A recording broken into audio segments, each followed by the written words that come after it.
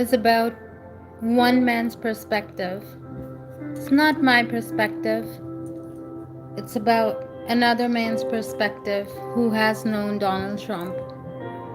And after he was being beaten down, so I'm not sure how truthful it is, but there was some things about the book that caught my eye and I want to explore them. I do respect anybody who has a point of view.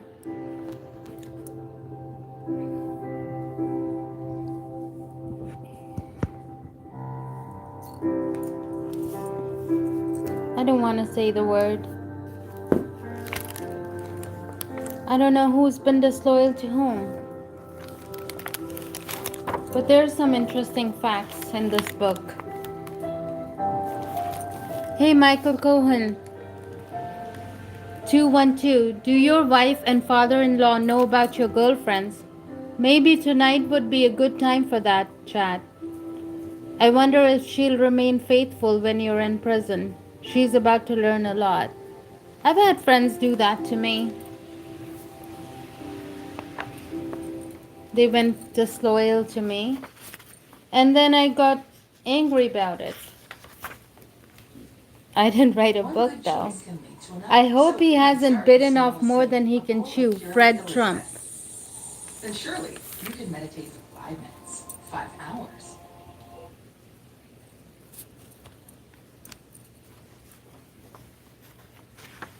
Save water and up to $130 a year on your utility bill.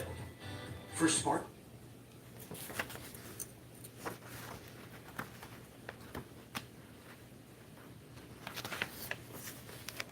The real Donald Trump, the President of the United States, wanted me dead. Or let me say it the way Donald Trump would. He wouldn't mind it if I were dead.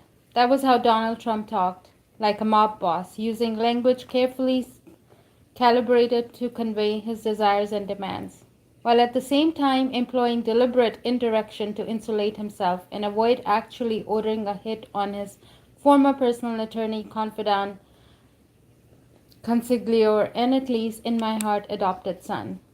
Driving south from New York City to Washington, D.C. on I-95 on the cold, gray winter morning of February 24, 2019, en route to testify against President Trump before both houses of Congress, I knew he wanted me gone before I could tell the nation what I knew about him. Not the billionaire celebrity savior in the country or lying lunatic, not the tabloid tycoon or self-anointed chosen one, not the avatar at real Donald Trump of Twitter fame, but real Donald Trump, the man very, very, very few people knew. Now, I'm just gonna say I've been a journalist for many years. I'm just reading it as an unbiased perspective. And most importantly, just to know how the people and how the world operates. But I'm not for Michael Cohen and I'm not for Donald Trump. This is about two people who were friends who got angry with each other, I'll say. But I'm not supportive. Please don't condemn me. I have a very thick accent. And I don't know my English too well to know all the words, so forgive me. If that sounds overdramatic, consider the powers Trump possessed and imagine how you might feel if he threatened you personally, heading south. I wondered if my prospects for survival were also going in that direction. I was acutely aware of the magnitude of Trump's fury aimed directly at my alleged betrayal. I was wearing a baseball cap and sunglasses and I kept the speedometer at 80, avoiding the glances of other drivers. Trump's theory of life, business, and politics revolved around threats and the prospect of destruction, financial, electoral, personal, physical, as a weapon. I knew how he worked because I had frequently been the one screaming threats on his behalf as Trump's fixer and designated thug. Ever since I had flipped and agreed to cooperate with Robert Mueller and special counsel's office, the death threats had come by the hundreds. on my cell phone, by email, snail mail, in tweets, on Facebook. Enraged Trump supporters vowed to kill me, and I took those threats very seriously. The president called me a rats deserved to die, I was told. I was a low life, Judas they were going to hunt down. I was driving because I couldn't fly to take the train to Washington. If I had, I was sure I would be mobbed or attacked. For weeks, walking the streets of Manhattan, I was convinced that someone was going to ram me with their car. I was exactly the person Trump was talking about when he said he could shoot and kill someone off the Fifth Avenue and get away with it. My mind was spinning as I sped towards D.C. For more than a decade. I had been at the center of Trump's innermost circle. When he came to my son's bar mitzvah, a generous gesture that I found touching, he told me then, 13-year-old boy, that his dad was the greatest and that if he wanted to work at the Trump organization, when he grew up, there would always be a position for him. You're the family, Trump said to my son and me. And I fucking believe him. I don't know how he would remember anything like that, like word to word, and he quotes your family. Maybe he did say that. And I fucking believe him. Pulling over at a service plaza, I gassed up and headed inside for a coffee. Black, no sugar. I looked around to see if I was under surveillance or being followed. A sense of dread consuming my thoughts. Who was that FBI type in the gray coat or the muscle-bound dude a few paces behind me? The notion that I was being followed or stalked may have seemed crazy, but it was also perfectly logical. I wasn't just famous, I was perhaps the most infamous person in the country at the time, seen by millions upon millions as a traitor. President Trump controlled all the levers of the commander-in-chief and all the overt and covert powers that came with the highest office in the country. He also possessed a cult-like hold over the supporters, some of them demonstrably unhinged and willing to do anything to please or protect the president. I knew how committed these fanatics were because I've been one of them, an acolyte obsessed with Donald J. Trump. A demented follower willing to do anything for him, including, as I vowed once to a reporter, to take a bullet. On the eve of my public testimony, lying in the still of the night, in my hotel room, taking a bullet assumed a completely different meaning. That was the level of ruination I had brought upon myself. Complete and total destruction. I closed my eyes, wishing the nightmare would end. When I started working for Trump, I had been a multimillionaire lawyer and businessman, and now I was broke and broken. A convicted, disgraced, disbarred former attorney about to testify against the president on live television before an audience for more than 15 million Americans. Hey, Michael Cohen, do your wife and father-in-law know about your girlfriends? GOP Representative Matt Gaetz tweeted at me that night to cite just one example of the juvenile idiocy and menace aimed in my direction. I wonder if she'll remain faithful when you're in prison. She's about to learn a lot. Sitting in the green room in the morning of my testimony before the House Oversight Committee, I began to feel the enormous weight of what was about to happen. For some reason, after all that I had been through, and all I had put my family and the country through, waiting in that room was the moment when the gravity of what was about to happen truly hit home. The United States was being torn apart, its political and cultural and mental well-being threatened by a clear and present danger named Donald Trump, and had played central role in creating this new reality. To half of Americans, it seemed like Trump was effectively a Russian-controlled fraud who had lied and cheated his way to the White House. To the other half of the Americans, to Trump supporters, the entire Russian scandal was a witch hunt invented by Democrats still unable to accept the fact that Hillary Clinton had lost fair and square in the most surprising upset in the history of American presidential elections. Both sides were wrong. I knew that the reality was much more complicated and dangerous. Trump, had colluded with the Russians, but not in the sophisticated ways imagined by his detractors. I also knew that the Mueller investigation was not a witch hunt. Trump had cheated in the election and with Russian connivance. And you will discover in these pages because doing anything, and I mean anything to win, has always been his business model. Well, he wants to win. Who doesn't want to win? And he's been up there, so you gotta be competitive. And way of life. Trump had also continued to pursue a major real estate deal in Moscow during the campaign. He attempted to insinuate himself into the world of President Vladimir Putin and his coterie of corrupt billionaire oligarchs. I know because I personally ran that deal and kept Trump and his children closely informed of all the updates, even as the candidate blatantly lied to the American people, saying there's no Russian collusion. I have no dealings with Russia. There is no Russia.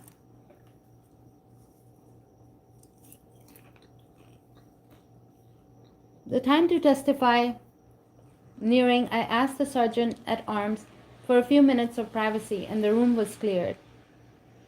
Sitting alone, my thoughts and heart racing, I had the first panic attack of my life. I struggled to breathe and stand. The pressure was too much. I had contemplated suicide in recent weeks as a way to escape the unrelenting insanity. Reaching for a seat, I started to cry, a flood of emotions overwhelming me: fear, anger, dread, anxiety, relief, terror. It felt something like when I was in the hospital, awaiting the birth of my daughter and son, with so many powerful and unprecedented emotions welling up in anticipation. Only now I was that child being born, and all of the pain and blood were part of the birth of my new life and identity. Trying to pull myself together, I went to the private bathroom and checked my eyes to see if they were bloodshot or puffy. To my relief, they weren't. I splashed my face with cold water and felt a calm coming over me, and then a surge of confidence and adrenaline. I had pled guilty to multiple federal crimes, including lying to Congress, but I was there to tell the truth.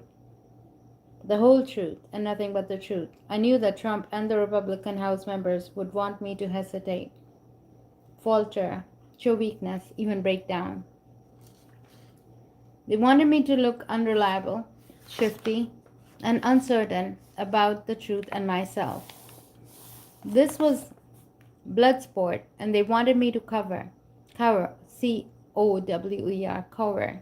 I wasn't going to give them the satisfaction. I decided I was going to nail it. Showtime, the sergeant at arms called out, opening the door. You're on, Mr. Cohen. One deep breath, and I stepped into the hallway into a crush of photographers and TV cameras and the craziness of wall-to-wall national obsession. I made my way alone through the jostle and shove of the surging crowd as I experienced the out-of-body sensation of seeing myself on television screens, walking in to testify. It was truly bizarre to be at the epicenter of American history at that moment, to personify so many fears and resentments, to be the villain or savior, depending on your point of view, to speak truth to power in an age when truth itself was on trial. There I was, watching myself on TV, the Michael Cohen everyone had an opinion about: liar, snitch, idiot, bully, sycophant, convicted criminal, the least reliable narrator on the planet. So please permit me to reintroduce myself in these pages. The one thing I can say with absolute certainty is that wherever you may have heard or thought about me, you don't know me or my story or the Donald Trump that I know. For more than a decade, I was Trump's first call every morning and his last call every night. I was in and out of Trump's office on the 26th floor of the Trump Tower as many as 50 times a day, tending to his every demand. Our cell phones had the same address books, our contacts so entwined, overlapping, and intimate that part of my job was to deal with the endless queries and requests, however large or small, from Trump's countless rich and famous acquaintances. I called any and all of the people he spoke to, most often on his behalf, as his attorney and emissary, and everyone knew that when I spoke to them, it was just as good as if they were talking directly to Trump. Apart from his wife and children, I knew Trump better than anyone else did. In some ways, I knew him better than even his family did. Because I bore witness to the real man, the strip clubs, shady business meetings, and in the unguarded moments when he revealed who he really was: a cheat, a liar, a fraud, a bully, a racist, a predator, a con man. There are reasons why there has never been an intimate portrait of Donald Trump, the man. In part, it's because he has a million acquaintances, pals, and hangers on, but no real friends. He has no one he trusts to keep his secrets. For 10 years, he certainly had me, and I was always there for him. And look what happened to me. I urge you to really consider the fact Trump has no true friends. He has lived his entire life avoiding and evading taking responsibility for his actions. I think this is something that happens even after breakup. People just go shouting at each other. I mean, some things are extremely well written and are very emotionally meant to like bias someone, but some are very childishly written as well in the way he's attacking Donald Trump. I'm not for either sides. I don't know either of them really well except what the media says. So I'm reading it more unbiased.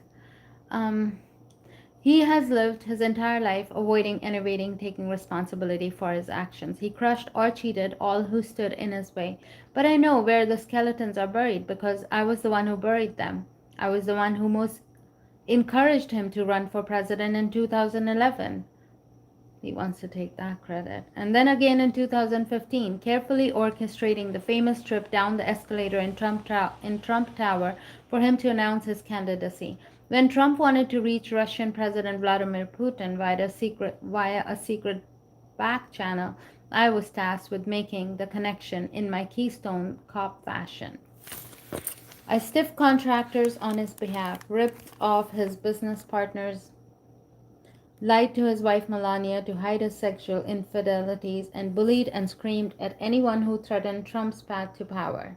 From golden showers in a sex club to Vegas, to tax fraud, to deal with corrupt officials from the former Soviet Union, to catch and kill conspiracies, to silence Trump's clandestine lovers, I wasn't just a witness to the president's rise. I was an active and eager participant. So, I did not know what golden showers were before. But it's mentioned in a sex club, so I guess what it is, it is. To underscore the last crucial point, let me say now that I had agency in my relationship with Trump. I made choices along the way: terrible, heartless, stupid, cruel, dishonest, destructive choices, but they were mine and constituted my reality and life. During my years with Trump, to give one example, I fell out of touch with my sisters and younger brother as I imagined myself becoming a big shot. I made my fortune out of taxi medallions, a business viewed as sketchy, if not lower class, on Park Avenue where I lived. I was definitely no view reach. But I had big plans that didn't include being excluded from the elite. I had a narrative. I wanted to climb the highest mountains of Manhattan's skyscraping ambition, to inhabit the world from the vantage point of the private jets and billion-dollar deals, and I was willing to do whatever it took to get there. Then there was my own considerable ego, short temper, and willingness to deceive to get ahead regardless of the consequences. As you read my story, you will no doubt ask yourself if you like me or if you would act as I did. And the answer will frequently be no to both of those questions.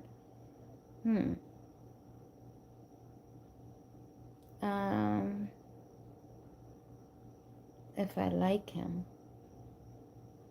or if I would act as him. Yeah, I would say no to both these questions.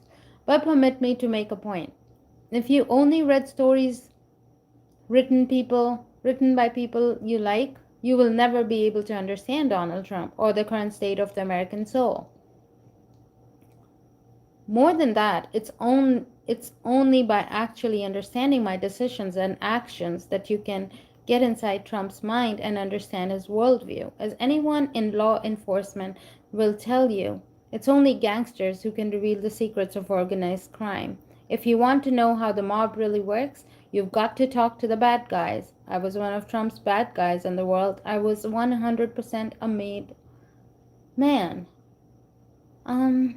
Before I could read my opening statement to the Oversight Committee on the day of my public testimony, the Republicans started to play procedural games.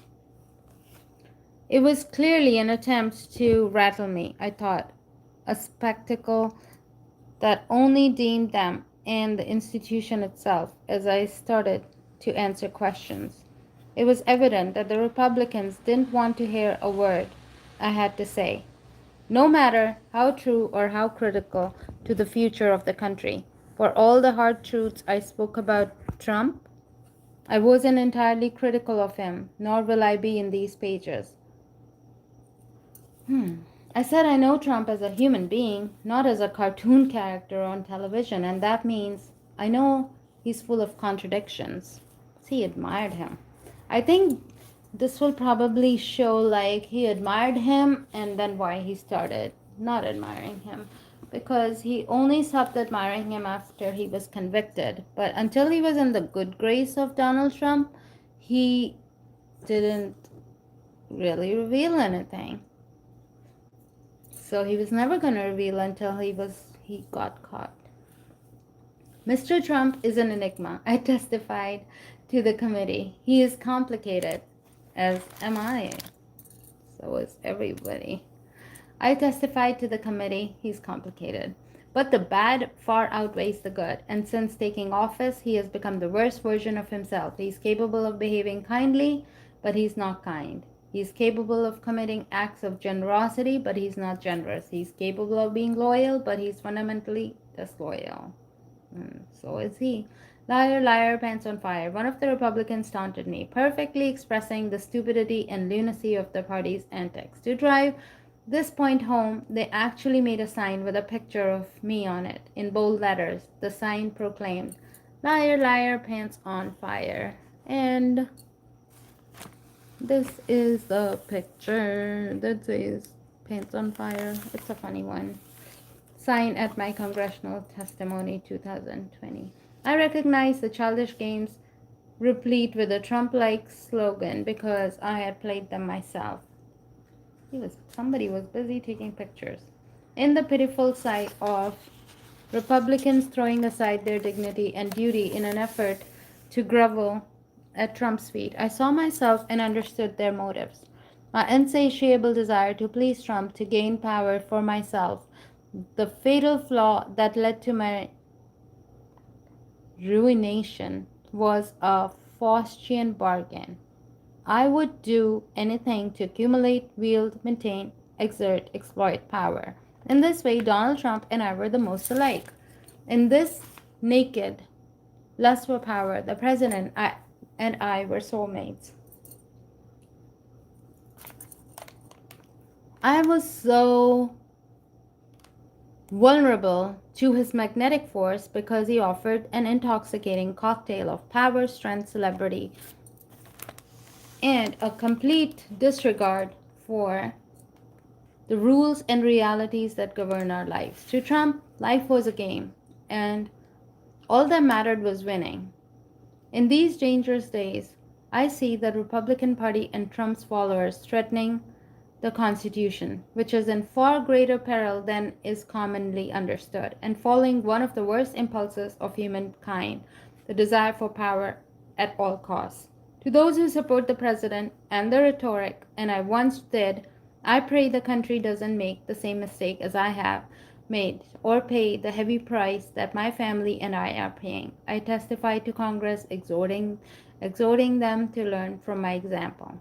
Given my experience working for Mr. Trump, I fear that if he loses the election in 2020, that there will never be a peaceful transition of power, I concluded. This is why I agreed to appear before you today. Representative Elijah Cummings had a final word. As chair of the Oversight Committee, I sat in silence listening to this now deceased man with decades of experience in the civil rights movement and other forms of public service, who was a lawyer, had represented disgraced lawyers like me. He understood that even the least of us deserved the opportunity to seek penance and redemption and second chance in life. Cummings was the lone politician I encountered in the travels who took an interest in me as a human being. I know this has been hard, Cummings said to me and the nation, his words hitting me like a kick in the gut. I know you have faced a lot. I know that you are worried about your family. But this is part of your destiny, and hopefully, this portion of your destiny will lead to a better Michael Cohen, a better Donald Trump, a better United States of America, and a better world.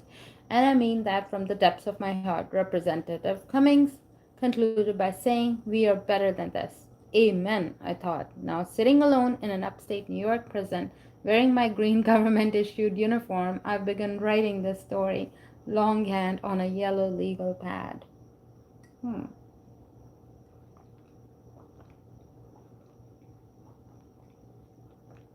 I would be drinking my tea in the middle because this is a long book.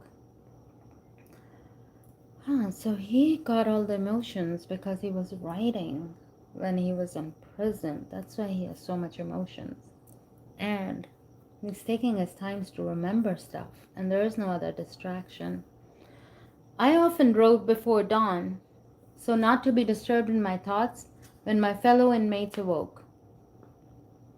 I had to report to the sewage treatment plant where some of us worked for a wage of $8 a month. As the months passed by and I thought about the man I knew so well, I became even more convinced that Trump will never leave office peacefully. The type of scandals that have surfaced in recent months will only continue to emerge with greater and greater levels of treachery and deceit.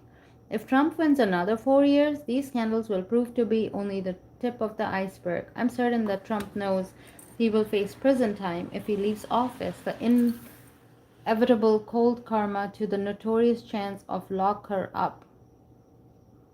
But that is the Trump I know in a nutshell. He projects his own sins and crimes onto others, partly to distract and confuse, but mostly because he thinks everyone is corrupt and shameless and ruthless as he is, a poisonous mindset I know all too well.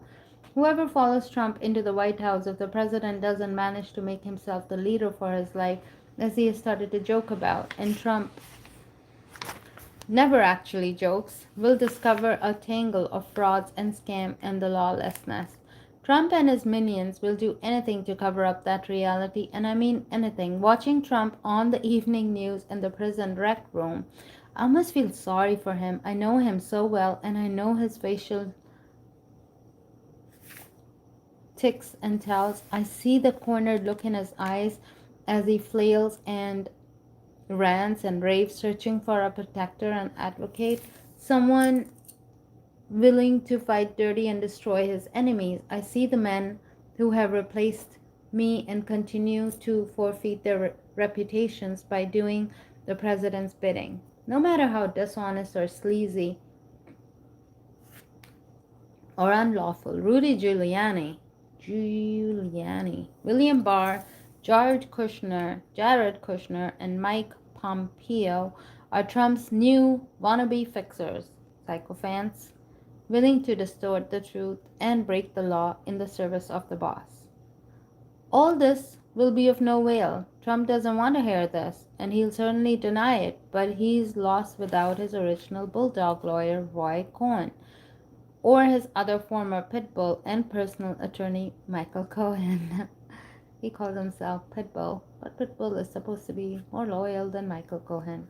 During my testimony, Republican House members repeatedly asked me to promise that I wouldn't write a book. I refused repeatedly. There was another way of saying I shouldn't be permitted to tell my story, in essence, giving up my First Amendment rights. It was a clear sign of desperation and fear. I have lost many things as a consequence of my decision and mistakes, including my freedom. But I still retain the right to tell the story about the true threat to our nation and an urgent message for the country it contains. The same man who told Donald Trump to Stand as president. One last thing I can say with great confidence as you turn the page and meet the real Donald Trump for the first time. This is a book of the President of the United States. This is a book the President of the United States does not want you to read. Disloyal, a memoir.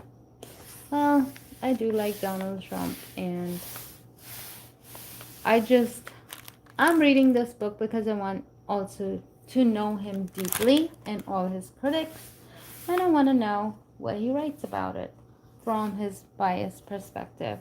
And if anybody wants to hate me, kill me, it's fine. The chapter 1, The Apprentice. Donald Trump's seduction, even though I'm not responsible for writing the book, I'm only a reader. Chapter 1, The Apprentice. Donald Trump's seduction began the way it would continue for years: his flattery, proximity to celebrity and power, and my out of control ambitions and desires.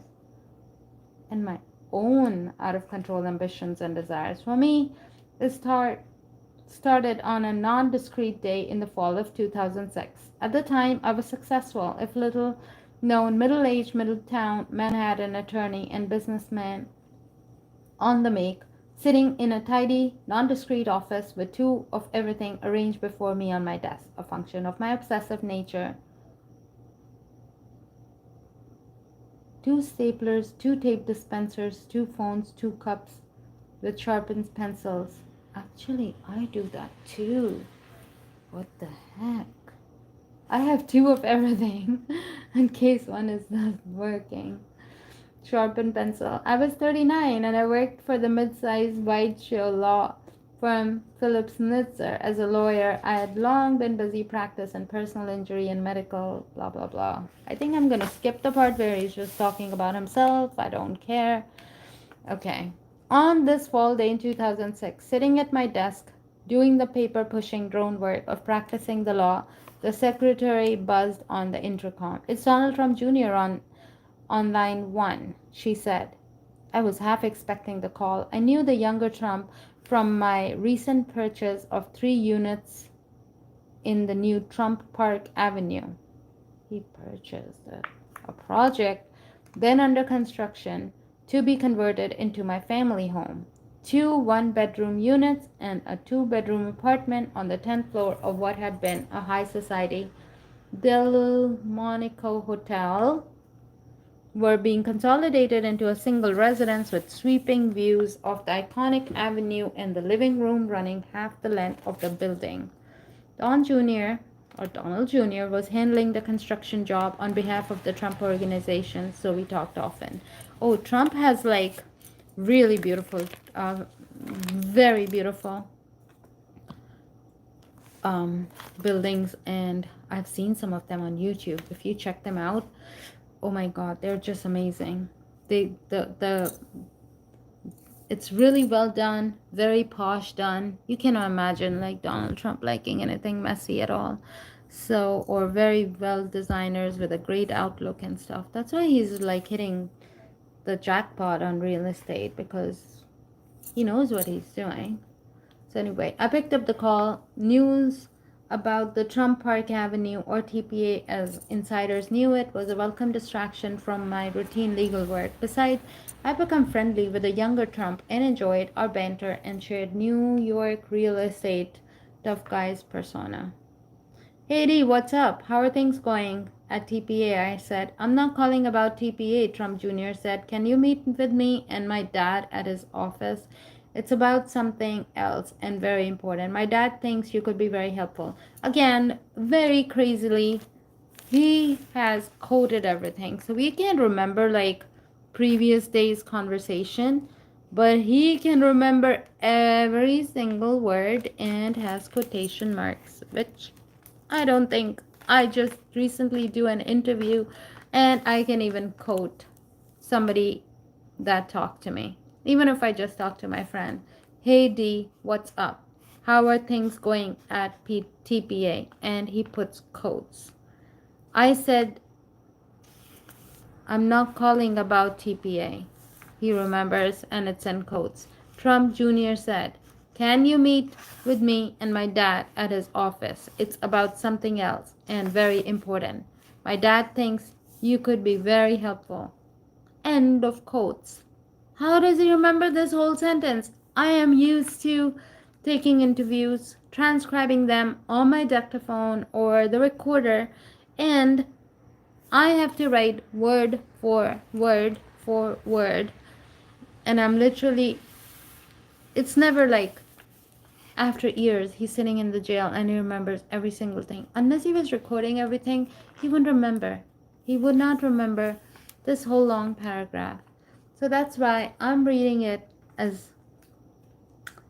general, unbiased. Try to get some, maybe there is like 1% truth in it. But he talks good about Donald Trump too. And bad. Well, I haven't read the book yet. Everything with the Trump was always very. I would learn, but I didn't hesitate. A meeting with Donald Trump. Okay. I had met Trump once before a few years earlier at a political fundraiser for a Republican candidate for New York Attorney General. But that had only been in passing. Within minutes, I was walking excitedly up the Fifth Avenue towards Trump Tower. Maybe. If you want to see his face. I don't think you want to. Depends on whose side you are. Within minutes, I was walking excitedly up the Fifth Avenue towards Trump Tower. To me, the elder Trump wasn't just a celebrity and billionaire real estate developer. As an undergraduate at American University in Washington, D.C., I had read The Art of the Deal when it was published in the 1980s, not once but twice, and I had considered the book a masterpiece. Ruthless, relentless, insatiable, brilliant, innovative, hard-edged, hard-driving, above all, always a winner. And the self-portrait of Trump contained in those pages, however fictional and far from truth. Walking up the Fifth Avenue, I had an inkling what the meeting might be about. In recent weeks, as Don Jr. and I had discussed progress on the renovation of my TPA apartment, he had told me about a fight that was brewing at another Trump property in Midtown near the United Nations. This one called Trump World Tower, or TWT.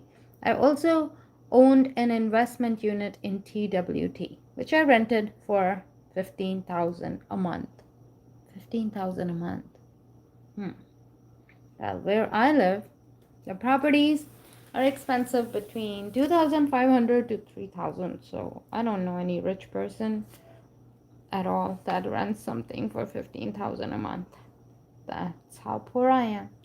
And I had encouraged my parents and mother and father-in-law to also buy into the building, meaning that together my family owned more than half a dozen apartments in the East Side skyscraper that had boasted celebrity residents like Harrison Ford and the New York Yankee Derek Jeter. The 72-story tower. Wow. Do you see the number 72? And I'm on page 27. 72 adds up to 144. 72 times 2. And so there are all these, like, you know, the Illuminati signs, which claims to have 90 floors and the elevator push button on the, you know, they use all these signs and numbers and symbols.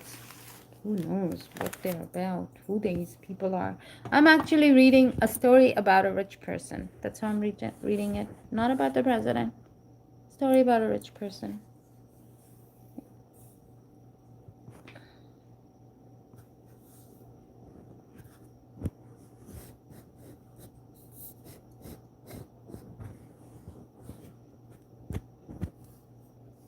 Apprentice. That's the name of the chapter. It's called Apprentice.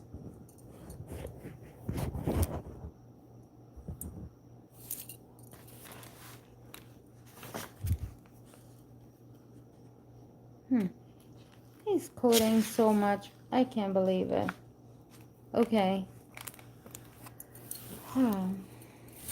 Wait, did I skip something? Was in a turmoil because of condos. His building was in a turmoil because the condo's board of director had gone into a blood feud with Trump, the elder, about the dispute fees and who should get the benefit of the city tax. abatement of 100 million.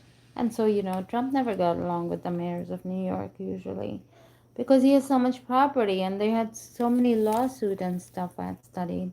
Both the board and the Trump had engaged lawyers as the fight grew more and more bitter and personal. The younger Trump had told me now the board was trying to remove the Trump name from the building on the grounds that it was more valuable to the owners without the association with the apprentice reality TV star. The threat was not only an affront to the elder Trump, but also a real and serious threat to the brand. And the Trump name was basically all that the Trump organization had left to sell by 2006. If the TWT disassociation itself from the Trump, what would disassociated itself from Trump, what would happen next?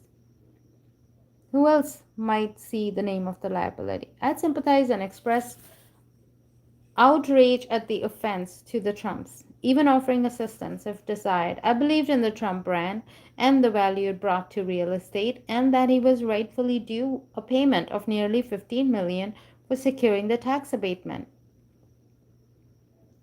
Don Jr. knew of my reputation as a tough guy attorney, so I figured that's why I had been called. Entering the revolving doors of the Trump Tower with an appointment with the proprietor, I was in awe at the majesty of the famous atrium.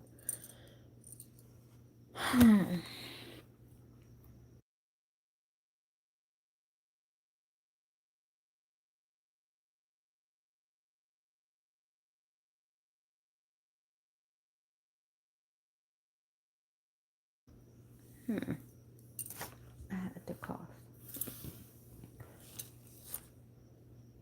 Okay, presenting myself at the security desk, I was told that Mr. Trump was expecting me. This acknowledgement of my existence by the great man provided a jolt of excitement. Escorted to the 26th floor, again my number, headquarters of the Trump operation, I was greeted by a beautiful young blonde woman who also said that Mr. Trump was expecting me, giving me another moment of pleasure. I was immediately ushered through glass doors into a large office with a sweeping view of the Fifth Avenue and Central Park. Sitting behind a large, cluttered desk was the elder Trump, talking loudly on a call on speakerphone. To me, the hulking Trump was even larger in life than he appeared on television. His presence filled the room, and I surveyed the office and homage to Trump, with a vanity vault boasting scores of magazine covers with Trump's image, along with shelves packed with glass awards and deal mementos and sports memorabilia, memorabilia, including a garish and glittering version of Mike Tyson's heavyweight world championship belt. 3 red velvet executive egg chairs were arranged in front of Trump's desk, with Don Jr.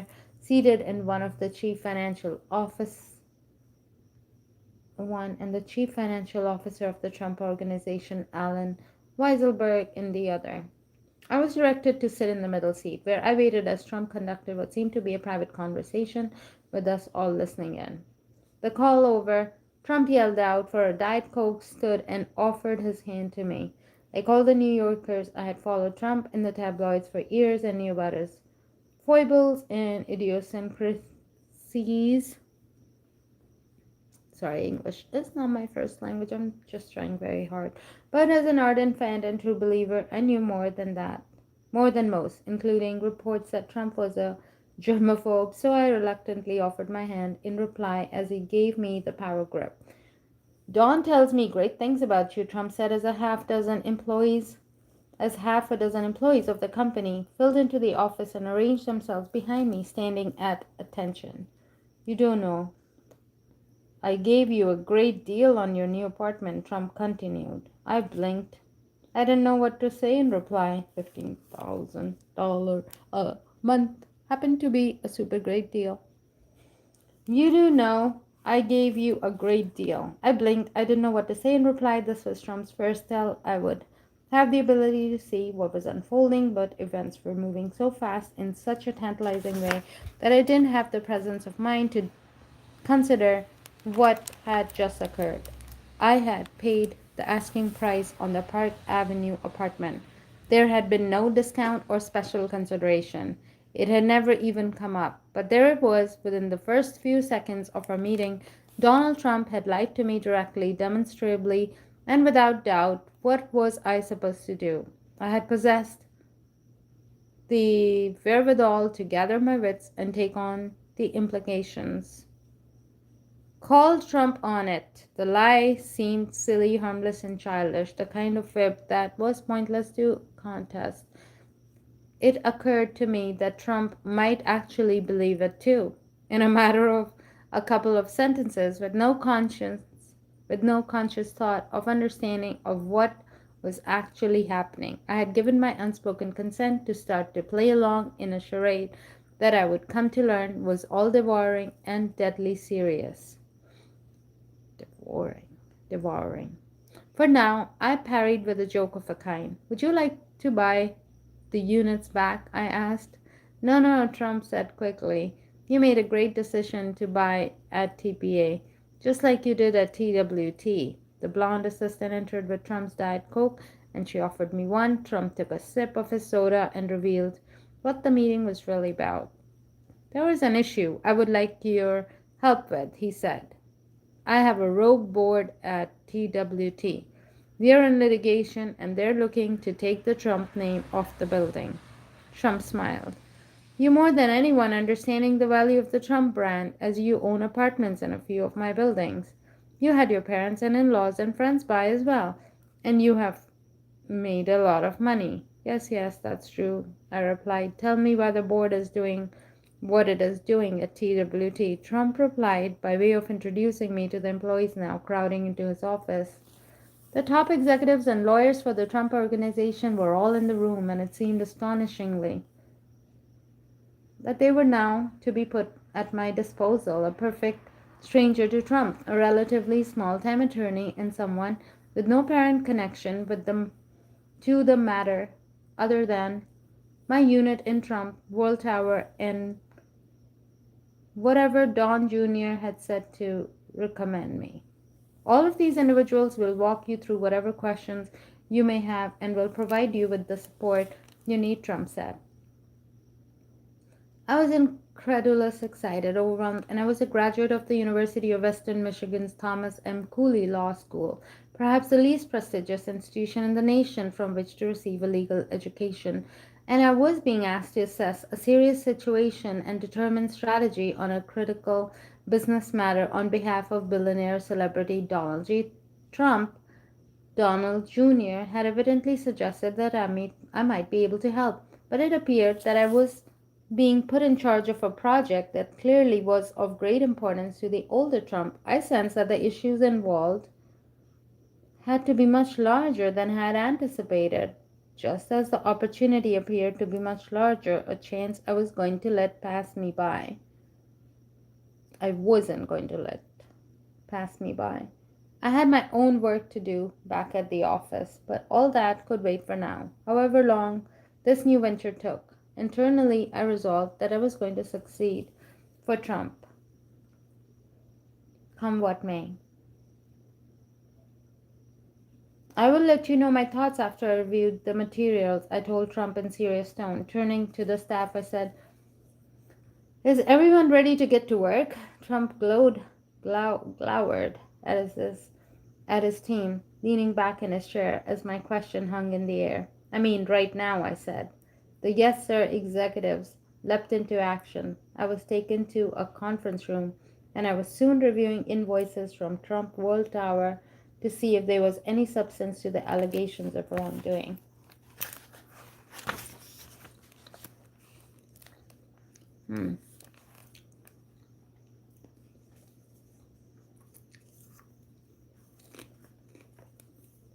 But the Trump organization, leveled by a condo board. With the Trump team at my disposal, I spent 6 hours that day, and the next 4 days in succession doing nothing but intensively searching the financial records. My Indian accent. I was an attorney with an hourly rate, but payment was never mentioned, and I knew better than to rock the boat by raising the question of my fees. I calculated that working for free was a way to ingratiate myself, and offer Trump no reason to complain or get rid of me.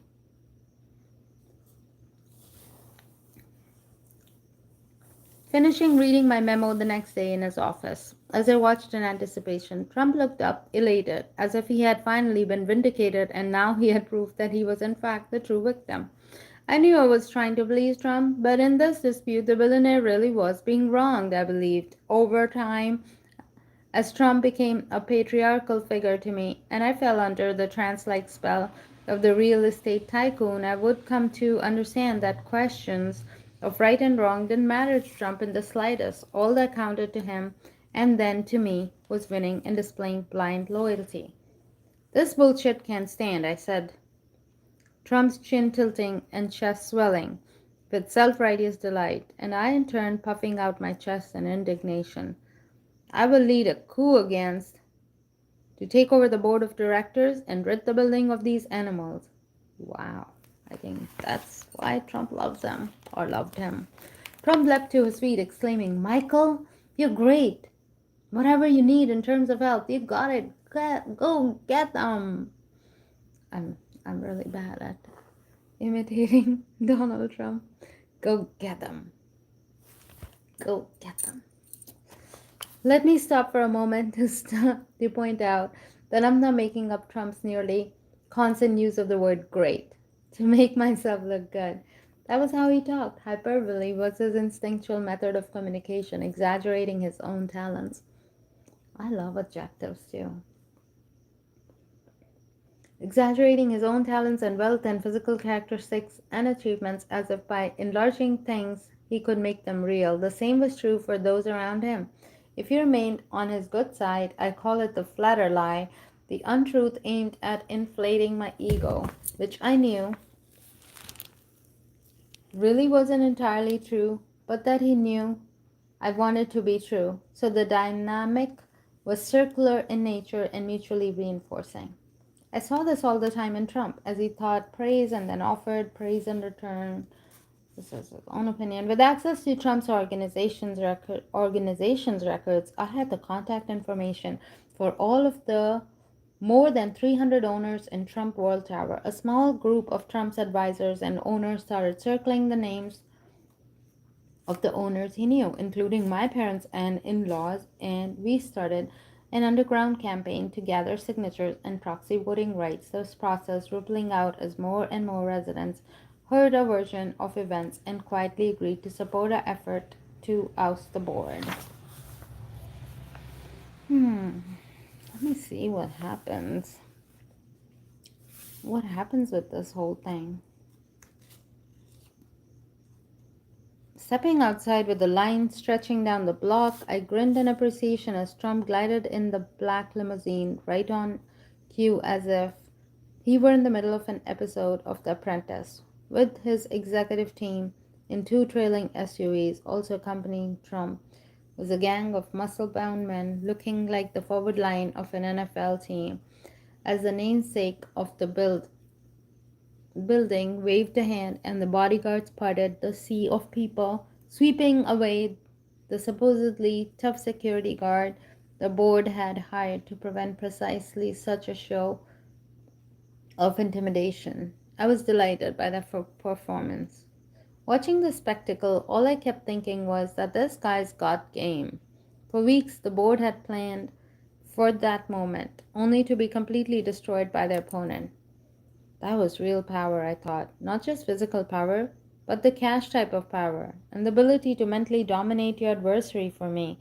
This wasn't some event I was watching as a spectator. I was right in the thick of it. It was irresistible, intoxicating, and thrilling. Inside Trump, Inside, Trump saved me a seat in a pew next to him, a small gesture that defied belief to me, like I was becoming part of his intimate circle. Trump was agitated, angry that he had been put to all this trouble by this ungrateful board of directors who understood nothing about real estate or the value Trump brought to the project, he told me. He waved his arms and expressed red-faced outrage as he stood and shouted out his indignant reasons for the board to be replaced and his fee to be paid, aiming his worst contempt for his chairman, a former executive with U.S. Airways before it went bankrupt. What does he know? Trump bellowed. He ran his airline into the ground. That is funny. That is something Trump would say.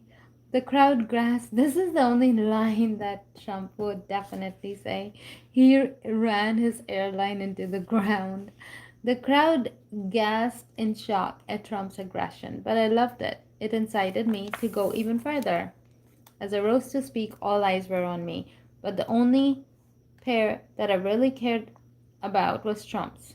The allegations against Trump were false, I thundered as the room began to stir up in the deeper partisan division. I had prepared my speech and in great detail outlining the perfidy of the former airline executive and exonerating Trump.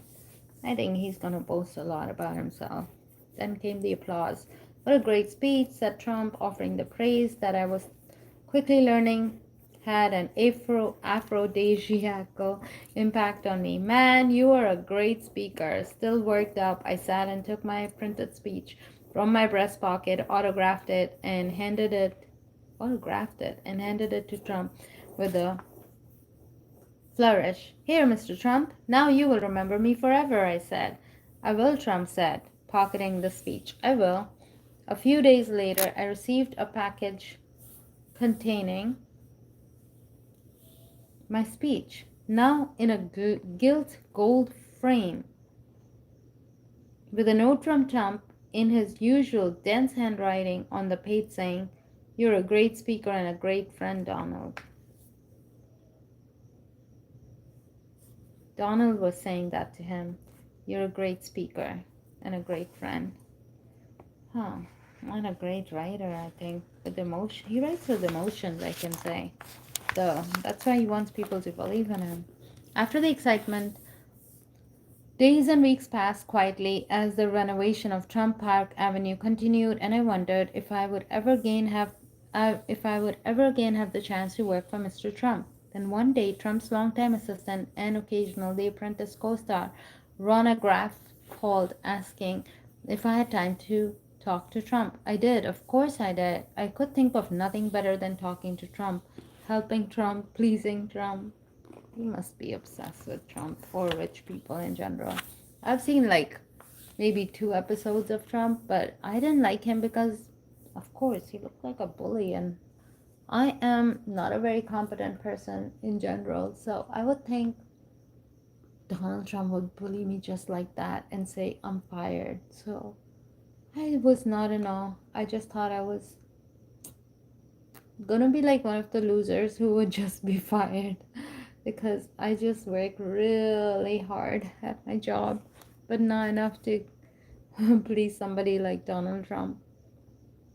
We congratulated each other and ourselves on a glorious victory, the mutual reinforcement serving as a way for our newly forming bond to strengthen. Oh, I'm gonna be almost an hour reading, and I'm on page 36. Trump said, actually, it's cleaning up a mistake Don made. Are you free to stop by today around noon? For you, I'll make myself available, I replied. Again, as further indication of Trump's belief in me, inviting thoughts of where this might actually lead for someone who'd occupy the role of fan and onlooker of Trump, but was now on the way to becoming an advocate and intimate. Donald Trump was just called me again for another project. I called out proudly to my younger brother Brian, also an attorney with an office next door, as I pulled up my jacket. Very nice, Brian replied sardonically, but maybe this time CP intends on paying you for your time. As I headed out the door, I had absolutely no intention of charging Trump for my time, no matter how many billable hours were consumed. I'd spent weeks on the Trump World Tower dispute and received no money in return, but I'd been compensated in an intangible way that was more valuable. I believed that I had to succeed completely and utterly to remain in Trump's good graces, and I knew I had to be on time up as I again hustled up Fifth Avenue to the gilded Golden Tower. I've never been there. I can only imagine everything's gold. Trump hated tardiness, I knew, and I was going to do nothing to displease him. Walking into the fabled concourse for my new assignment, I was again greeted warmly at the reception on the 26th floor, now as a potential regular, a feeling I enjoyed immensely. Shown into Trump's office once more, I sat in the middle red velvet egg executive chair next to Don Jr. I was given a rundown of the situation. Trump Mortgage Service has been founded in 2003 at the suggestion of Don Jr., and its name had been changed to Trump Mortgage LLC in 2005. Over time, I would come to learn that his father held him in extremely low self-esteem. He's talking about Don Jr. Don Jr., who oversaw development and acquisition for the Trump organization, sat quietly as his father demeaned him. Don has the worst fucking judgment of anyone I have ever met. Trump would often tell me, adding that he had been reluctant to bestow his first name on his firstborn son. He didn't want to share his name with the loser. If that was what his son turned out to be, I can see that. But I don't see Melania being too intelligent either. She's just some dumb fuck. She can't even talk. She'll take like 5 sentences. That's all she's done so far. And she's not even pretty. So much talk about Donald Trump going for pretty girls. He could have gone somebody pretty. Maybe she was pretty when she was young. Who knows? But Trump is an average looking guy. Trump Mortgage appeared to be an example of exactly that. A losing proposition that was tarnishing the Trump name. Yeah, I don't see him talk much about his brother. Or his family. I don't think Trump is, on paper maybe he is good and close, but not in real life. He's not very close to his family. I mean, he calls his daughter intelligent, I guess. I don't know if she can speak. Trump relaunched the company in April 2006. With a gala in the concourse of Trump Tower, he had predicted huge success.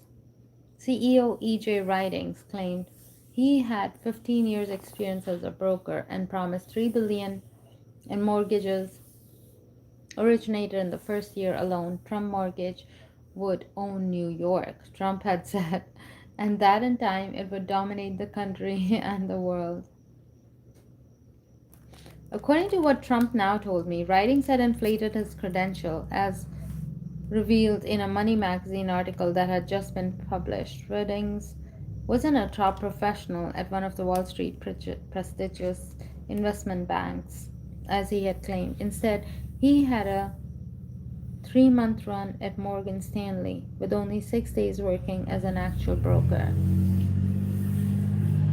I honestly didn't consider the possibility of Trump's own gross negligence and incompetence contributing to the collapse of the company as I sat in the red egg chair and listened to Trump's believing every utterance, or more accurately, not caring about the truth. Trump told me he had a job for me to do, and that was all I cared about. It was a strong arm operation, it appeared. Trump told me I was to go downtown to 40 Wall Street unannounced and shut down Trump Mortgage. I was tasked with throwing Ridings, probably, out to the office, close the business, and collecting all the files so that Trump's lawyers could start liquidating the company. Trump looked me directly into the eye. Michael, this is really important. This guy is damaging the brand, and you of all people appreciate the Trump brand. Go do this for me and be rough, and I mean really rough. Slipping downtown in Trump's ultra-luxury limo, along with the attorney George Sorial and COO Calamari, I considered what Trump meant by rough. It was something like a mobster order, it appeared, an instruction for me to take matters under control and take it crystal clear to writings that the decision was final, non-negotiable, an offer he couldn't refuse.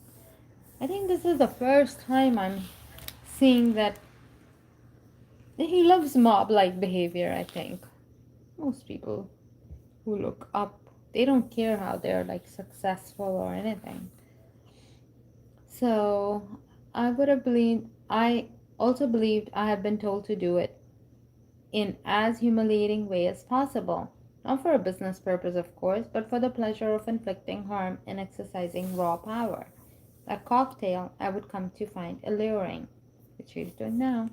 In fact, Trump didn't actually own Trump Mortgage. Like many of his business, there was a licensing agreement paying Trump royalties for the use of his name, a structure which shielded him from liability but also meant he had no equity in business. But I wasn't going to let legal niceties bother me. So, I'm only going to read the Apprentice chapter, which is only 3 more pages. Arriving at 40 Wall Street, we made our way to the Trump Mortgage, where a crooked logo was hanging on a glass door. The COO, Calamari, was from Brooklyn and a thick Dems and Do's accent. So he spoke first, instructing the receptionist to fetch writings immediately and tell him to come to the conference room. Now, as in, right now. It's show time, I said, all of us now smiling. Writings arrived, looking chipper and grinning. I ordered him to sit. Michael is Mr. Trump's lawyer, as is George, and you know who I am, Calamari said. What's going on, gentlemen? Writing said, the grin disappearing. Nothing good, I said coldly. Trump Mortgage is now closed. Mr. Trump wants all the files and records. You need to tell your staff to go home right now. They can take nothing except their personal belongings. Everyone is to leave except for the computer guy. Do you understand? This is Michael talking?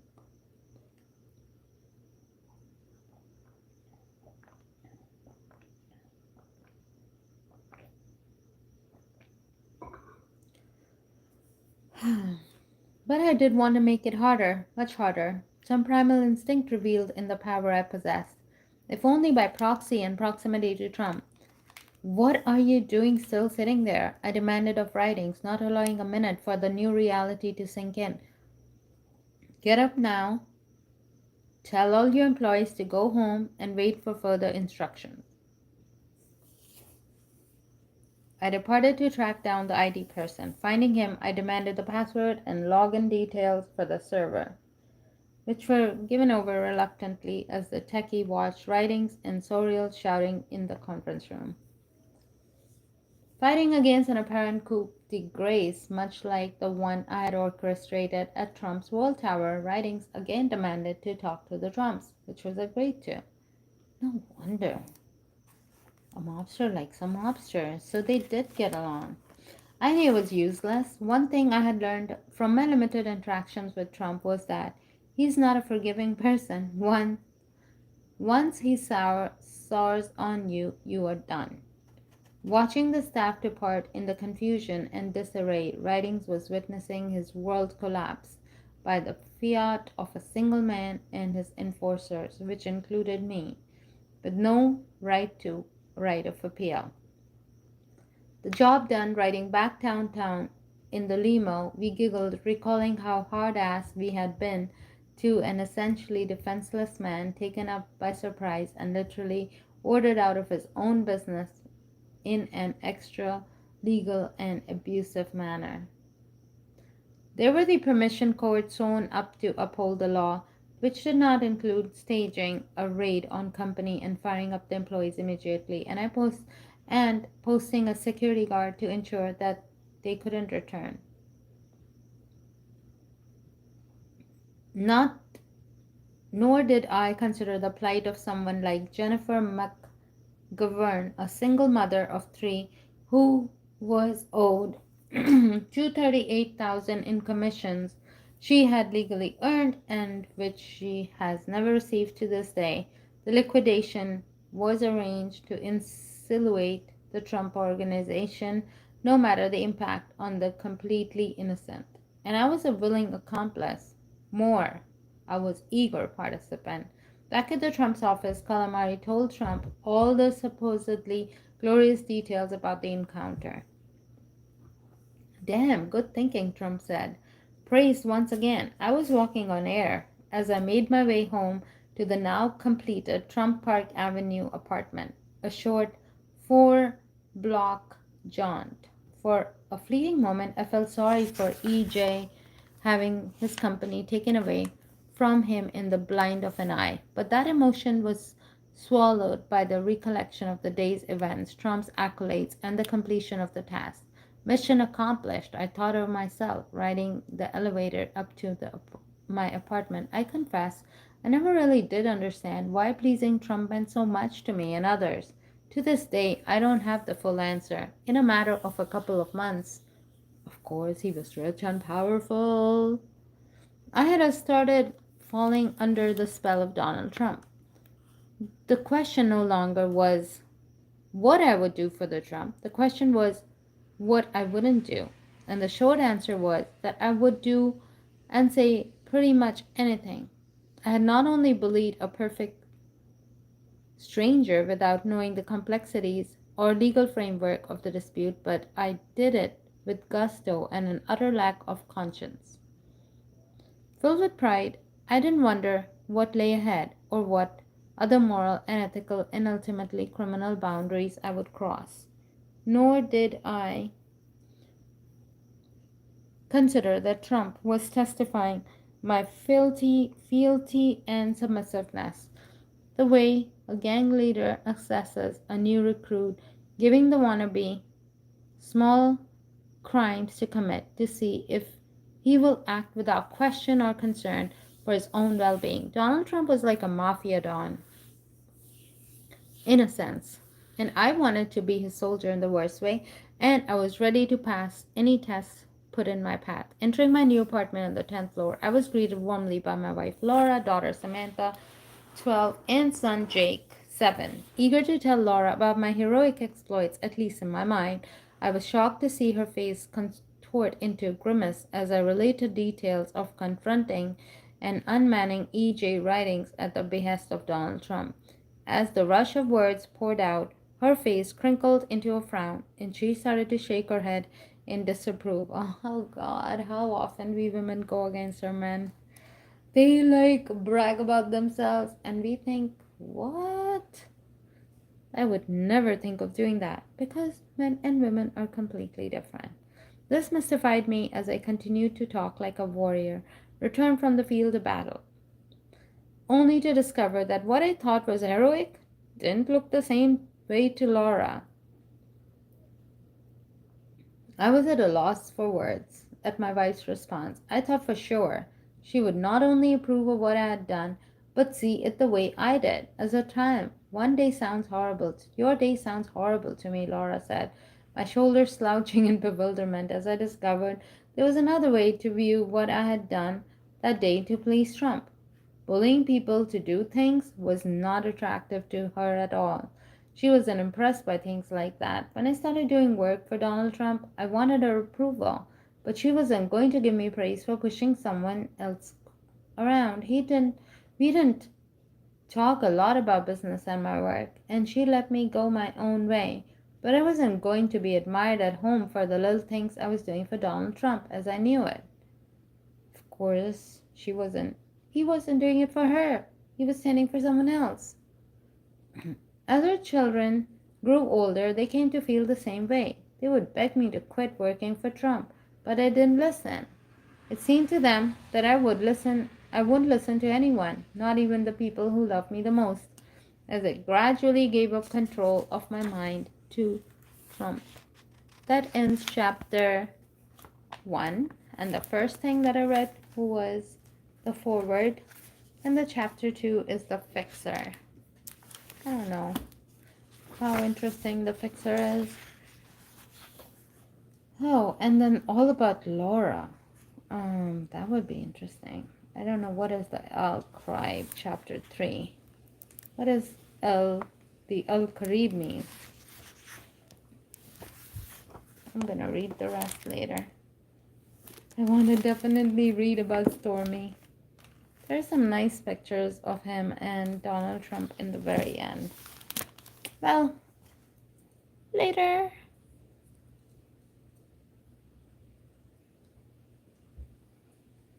And please don't hate me because this is not my book and I didn't write it.